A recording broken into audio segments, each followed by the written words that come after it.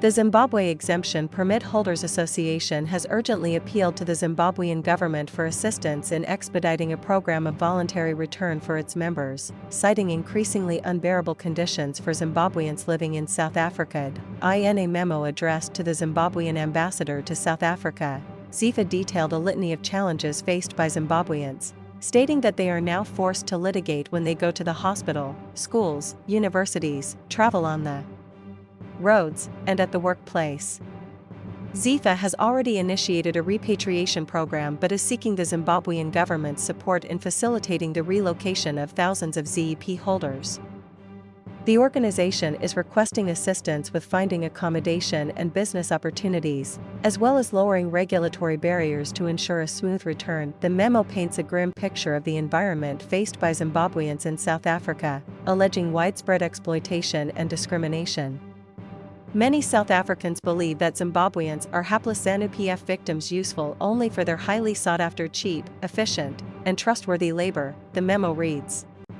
Their assistance for Zimbabwean staff extends only to prolonging exploitation, but not to provide Zimbabweans with the rights required to live full and dignified lives. In my view, they have no interest in the stability of Zimbabweans in South Africa and the generations that will follow. ZIFA claims that the majority black population in South Africa blames Zimbabweans for taking jobs, homes, medical services, and economic opportunities.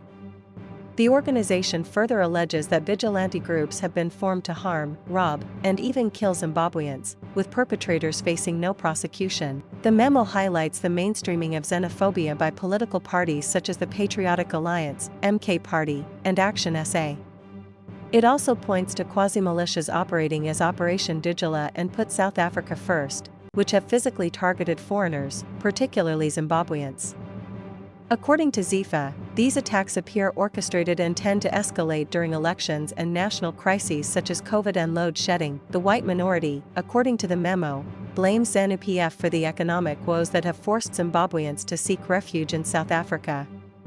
The mainstream media, which they control, have successfully sold the South African population the idea that Zimbabwe is a failed state, which will never recover without them, and that it stands as an example of what could happen to South Africa if their interests are not protected. The memo states ZIFA argues that the abuse of Zimbabweans in South Africa has caused significant psychological and emotional harm to all Zimbabweans in South Africa.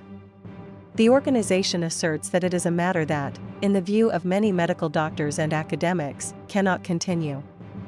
The memo further claims that Zimbabwean children in South Africa are being raised and conditioned to believe that they are second-class citizens due to the humiliation, degradation, mistreatment, and public scorn their parents face, allegedly fueled by state-sponsored anti-Zimbabwe rhetoric.